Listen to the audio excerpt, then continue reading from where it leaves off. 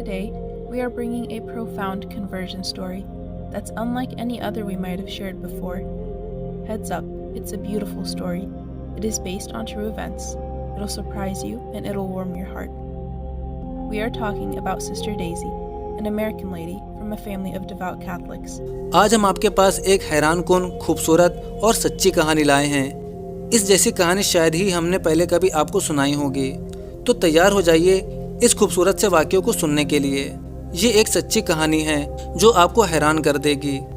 हम बहन डेजी के बारे में बात कर रहे हैं, एक अमेरिकी खातून जिसका ताल्लुक कट्टर कैथोलिक मज़हब से था। उसका इंटरव्यू पिछले साल सबील अहमद भाई ने लिया था।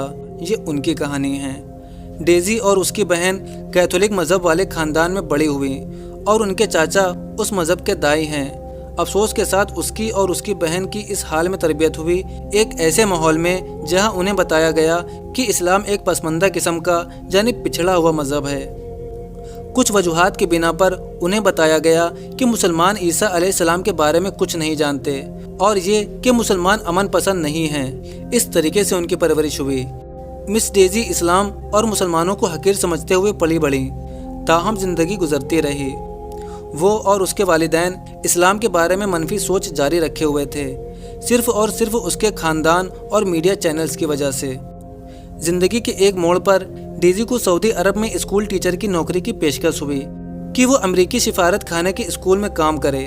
मुसलमानों के बारे में मनफी सोच के बावजूद उसने नौकरी की पेशकश कबूल कर ली, इस नीयत के साथ कि वो बच्चों को ईसाइयत के बारे में बताएगी। उसने अपने ब्रीफ केस में बाइबल और बाकी किताबें भी ले ली, जिसकी वजह से लोगों ने उसे खबरदार भी किया कि इसके लिए मुश्किलात का सबब बन सकता है। ताहम ये सच नहीं था। जब उसने सऊदी अरब पहुंचकर अपनी नौकरी शुरू की तो ये पहली मर्तबा था कि मिस डेजी किसी मुसलमान से ज़ाती तौर पर मिलेगी। जैसे ही वो अपनी ड्यूटी में पूरी तरह सेट हो गई, उसने फ़ैसला किया कि वो लोगों से ईसा अलैहिस्सलाम के बारे में बात करेगी।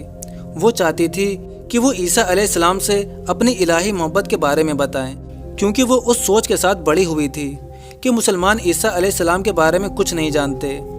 डेजी समझती थी कि मुसलमान गैर मजहबी लोग हैं, इसलिए वो चाहती थी कि उन्हें ठीक करने की ज़रूरत है। वो हैरान रह गई जब उसने इस मौजू पर कुछ मुसलमानों के साथ बातचीत की।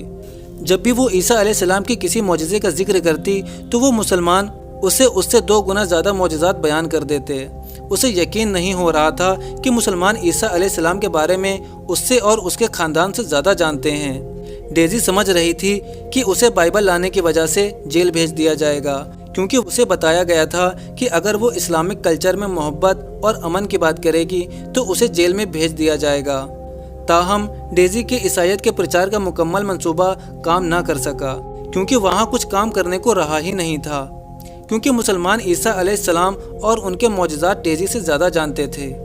कुरान में मौजूद तमाम मालूमात बिल्कुल सही थे, जिसमें मरियम अलैहिस्सलाम के नाम पर मुकम्मल सूरत मौजूद है।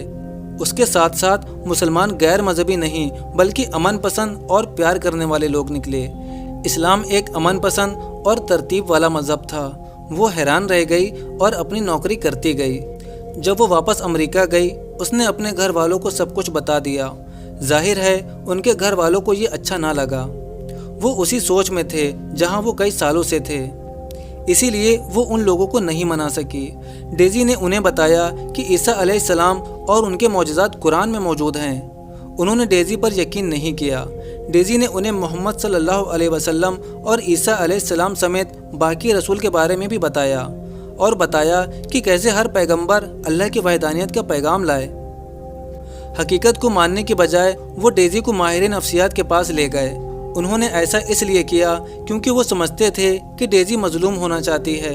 वो बीमार है और अगर वो बीमार नहीं है तो वो मजलूम होना क्यों चाहती है। उनके लिए औरत का इस्लाम कबूल करना मजलूम होने के मुतरादिफ था।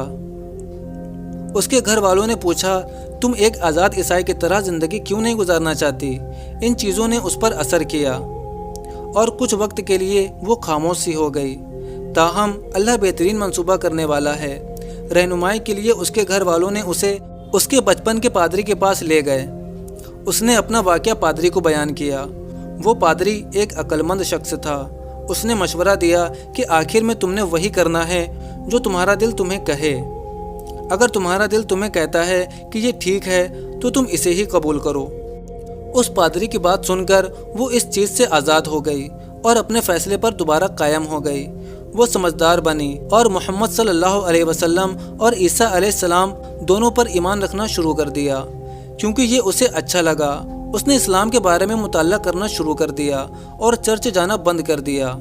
کچھ سالوں کے بعد جب اس کے بچے بائبل کیمپ میں تھے، ٹیچر نے ڈیزی کو بتایا کہ آج وہ بچوں کو عیسیٰ مسیح کے بارے میں بتائے گی، یعنی آج ہم انہیں گاڈ کے بارے میں بتائیں گے۔ یہ وہ لمحہ تھا جب اس نے اپنے بچوں کو اپنے ساتھ لیا اور ان کی ذہن سازی کا فیصلہ کیا۔ عیسائیت مزید اب اسے جچ نہیں رہی تھی۔ کچھ دن بعد اس نے اپنے بچوں کو لیا اور مسجد چلی گئی۔ مزید مطالعہ اور تحقیق کرنے کے بعد وہ Overland Park prayer centre چلی گئی اور اس نے اپنے بچوں کے ساتھ کلمہ شہادت پڑھ لیا، اور یہ اس کی زندگی کا خوبصورت ترین مشاہدہ تھا۔ اس نے نماز پڑھنا سیکھا اور بچوں کو بھی سکھایا۔ She ended up going to the Orland Park Prayer Center and took her Shahada. She took her Shahada, the Islamic declaration of faith, with her children, and it was one of the most beautiful experiences for her.